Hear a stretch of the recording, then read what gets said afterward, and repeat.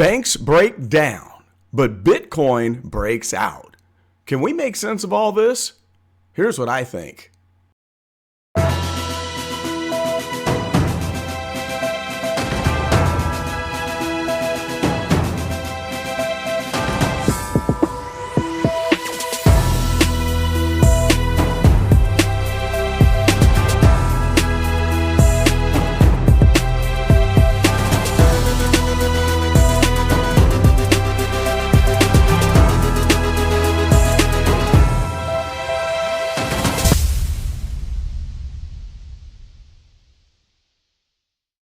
What is up, gang? It is I, Carlton Flowers, your crypto pro. Yay! And today, we've got to make sense of all of the nonsense that has gone on since last Thursday.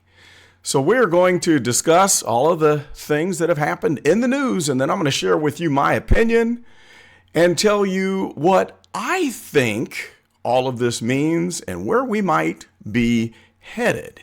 So you might be surprised with some of the insight and opinions that I have, but please do not take this as financial advice. Take all this with a grain of salt, because as I said, this is just my opinion. All right, so we have a lot to cover here. And in the most recent news, we have the CPI report coming in today, where it was pretty much about the same as what it was in January. So for February, it was projected that the CPI would go up by 0.4%. Well, it came in hot again at 0.5%. But keep in mind, all of you all are being bamboozled because they don't include food cost and energy cost in the CPI. Now, while they say that inflation is 6.5%, they don't tell you that your food inflation is at 9 or 10%. They also don't include how much your gas pump costs are going up, or your electric bill, or your gas bill. So then that gives you this much nicer, lower number so you don't panic. But just keep that in mind. They tell you what you want to hear to justify the actions that will keep them in power and keep this monetary system under their control. Okay, so since we had all of this fiasco with the banks that has happened, it has changed the projections for the next rate hike. We've got a meeting coming up with the FOMC on March the 22nd. Before last Thursday, after Jerome Powell had addressed Congress, everybody was saying that the chances of a 50 basis point increase was at 75%. A 25% increase was at 22, 23%. Well, that all changed thanks to the failure of Silvergate Bank and Silicon Valley Bank. For a while, people were projecting that we would have a 0% rate hike, and now they're saying 25 basis points. After all the dust has settled, we're looking at an 80% chance of a 25 basis point increase. Now, here's where none of this makes any sense at all.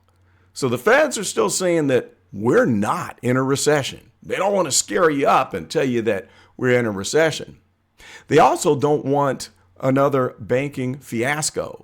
So they bailed out these two big banks and set aside a large amount of money to backstop and protect the depositors that were at the FDI insured rate of $250,000 or less, not to include the shareholders or the executives who it was interesting how they were able to sell all of their stocks between 10% and 25% of their stocks before the bank failed. Well, it doesn't include them.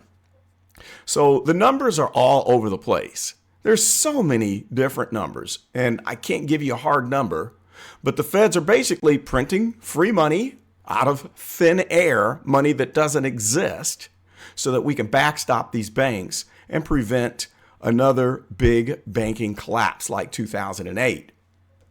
Now, how are we doing this at the same time that this is supposed to be a season of quantitative tightening. All right, so what is QT? Here's what QT is. The feds are pulling money out of the economy and back into their hands. So here's how that works. The big banks out there, they purchase bonds because the feds say, hey, we'll give you this higher percentage yield on these bonds. If you'll buy these, we'll give you 4% on the 10-year bond. So the big banks say, oh, wow, we need to buy that bond. That's a pretty good percentage. So they buy bonds. Well, where does that money come from?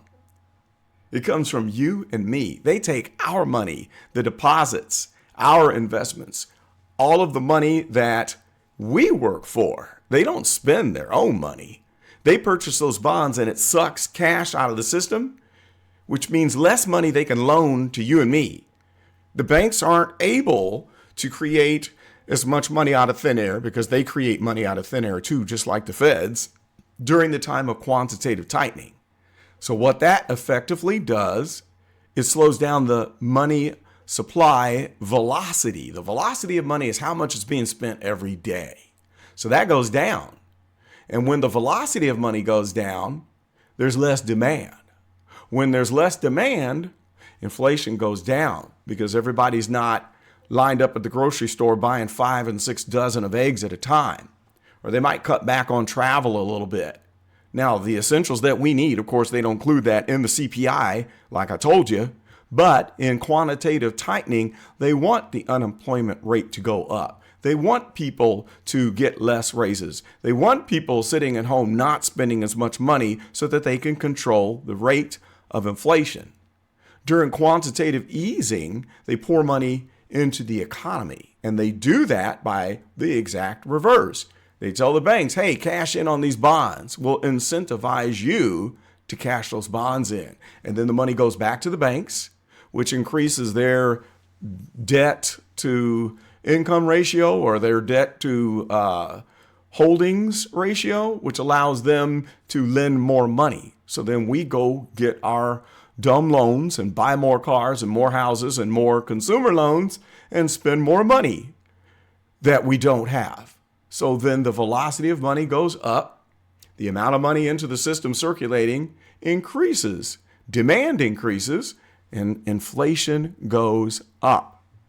So it makes no sense that during a time of QT that we have the easing, which is in the billions of dollars, possibly trillions, which is going to have the exact opposite effect of what they're trying to do, which is lowering the inflation rate. Okay, so it's very, very interesting that you can't nail down exact numbers on a lot of these things, like how much money is in deposits in banks in the United States. I'm seeing anywhere from $19 trillion to $23 trillion. Now, think about this. The size of Signature Bank, $110 billion. The size of Silicon Valley Bank, $212 billion. On Thursday, last week, $42 billion was withdrawn in one day. I think that was on the SVP failure. That was one day. Okay, so the FDIC took control of SVB the next day. He said, all right, we're stepping in, we're taking over. They raided the bank and putting them under the control of the FDIC. So we've got these other funds that cover these runs that they can activate. Like one is called the Exchange Stabilization Fund, and it's a backstop. There's $25 billion there. So that $25 billion would be activated to cover these two bank failures, but they don't cover all of the money. They don't cover the stockholders or the people that lost in the millions. But then they're talking about, yeah, we do need to cover the people who lost millions. So you're hearing all sorts of different stories, and it's a big mess. It's hard to believe a lot of what you hear. But in the end, the Fed is going to be spending a lot more money than what they are saying because they don't want this to have the domino effect because now we have small banks failing. Western Alliance Bank and First Republic Bank are the two smaller banks that failed after the two big banks failed. That means that they're probably going to print as much money as they need, which is just so stupid. It would be illegal for you and I to just grab a stack of $100 bills, throw it on your color printer, print it out, and go grocery shopping. And if you did that, and if everyone did that, the price of a dozen of eggs would be $100. Well, that's what the feds do. That's why a new car is going to cost you $40,000 to $50,000 today, but it was, say, $3,000 in the 1960s. It's because the Fed prints money out of thin air. They print the money, and then we say, gimme, gimme, gimme. Everybody's greedy. We vote for these politicians, and phone is ringing. Sorry about that. We vote for these politicians because they say, hey, if you put me in office, we're going to give you stimulus checks. We're going to give you free health care. We're going to give you. And then when you put your senators and your reps in, they say, hey, put me in and I'm going to earmark some money so we can have a brand new park in our hometown. Earmarking money means you throw your request for money into a big bill that you know is going to pass, and so they won't reject it. That's pork barrel politics. So we keep putting these politicians in office because they tell us what they're going to give us. And then that makes all of us turn a blind eye to the fact that they're printing money and forcing us to do more work. Have you noticed how everybody these days, instead of one working person per household, now we have two people in a household, both working primary jobs and secondary jobs and getting loans and being debt up to their ears? Did you know that the average debt for a U.S. citizen is somewhere around $200,000? There's no money out there.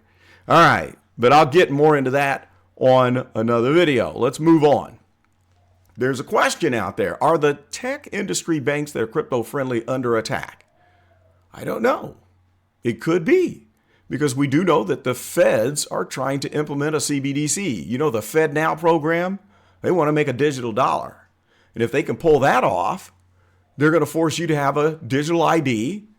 And then when they give stimulus money, they can tell you what to spend it on and how long you have to spend it. Or if a bank is going to fail, well, they can print that money immediately and prevent it. It means a bottomless pit for the creation of money because it goes instantly into effect. So it could be that they are purposefully moving in and taking over SVB and Signature Bank because they want to implement a CBDC.